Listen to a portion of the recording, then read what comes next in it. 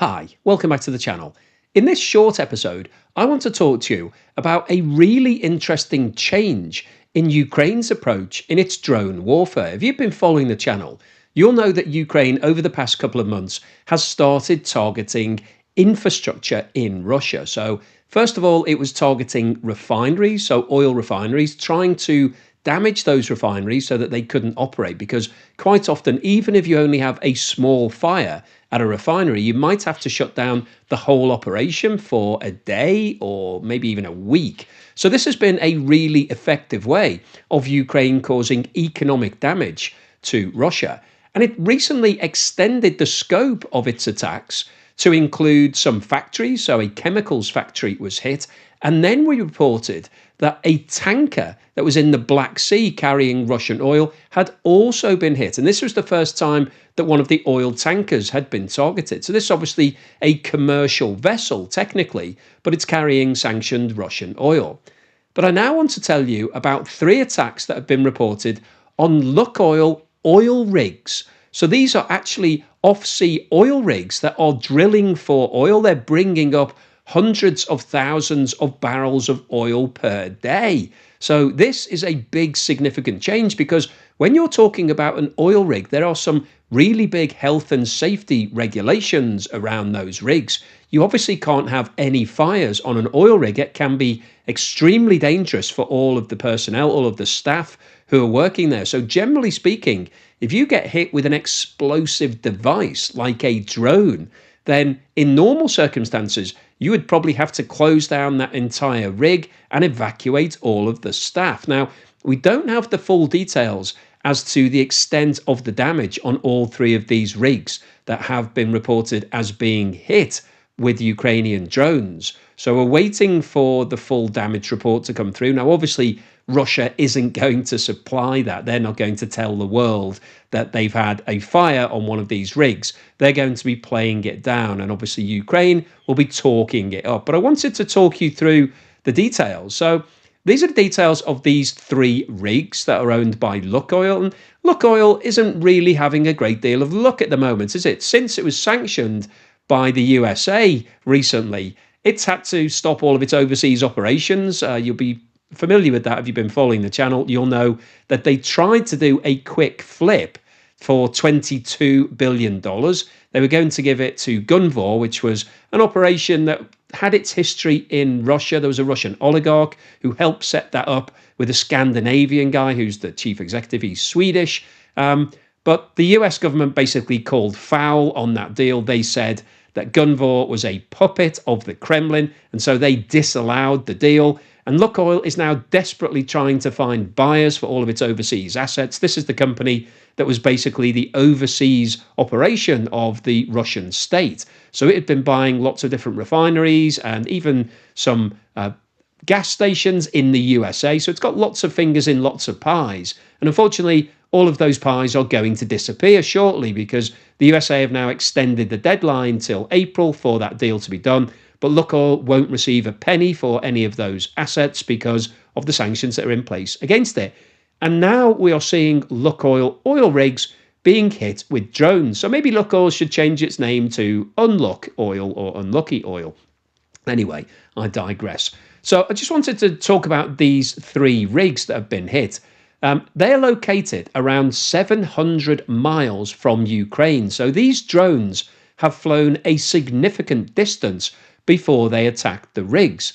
And one of the problems that Russia has is defending these rigs because a lot of the refineries that are being targeted, Russia have installed these drone nets. So basically they are putting huge netting all around the facility to try to stop the drones from actually impacting on the work critical areas. So you can actually put up a big net and catch the drone.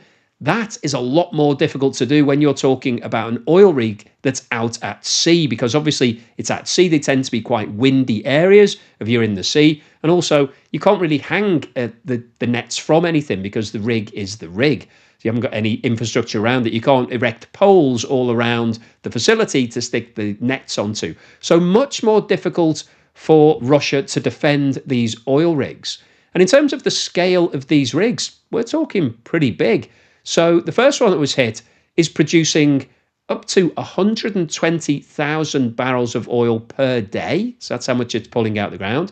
The second one, 45,000, and the third one, 25,000. They're the maximum capacities.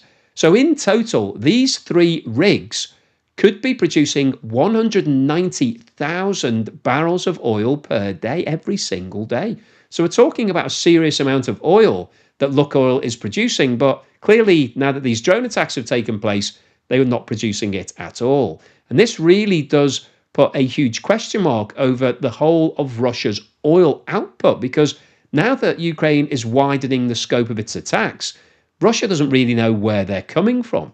And I thought it was worth having a quick look at all of the reported drone attacks since the beginning of December, so over the past 6 weeks or so. And I've color-coded these attacks into different types of assets. So the black dots here are maritime assets. So you can see on December the 2nd, that was when the Russian tanker was hit. So that was the first time we'd seen a moving target, such as a tanker, being hit. It was hit with a maritime drone. So basically it was an underwater, unmanned, remote control ship, basically, with explosives on it. The blue dots here are industrial. So these are basically factories and things that are being used for Russia, not just in the war effort, but just generally. The yellow dots are urban areas, so things like fuel stations. We've got the red ones are energy, and then orange is chemicals. And I just really wanted to throw this up. Really, I won't run through it in detail, but just to show you the variety of different types of assets that Ukraine are now targeting. And if we look at the far right-hand side here, you can see the distance from Ukraine. So there's a really wide variety in terms of the range. So up to 880 miles from Ukraine, they're reporting successful drone strikes. So when you're thinking in defensive terms from Russia's perspective, because the country is so large, it's the biggest country in the world in terms of land mass, it's very difficult to be able to defend all of these different assets when you don't know where the drone attacks are going to strike. And Ukraine has got literally tens of thousands of these drones, and the European Union has said that it wants to provide 1 million drones in 2026.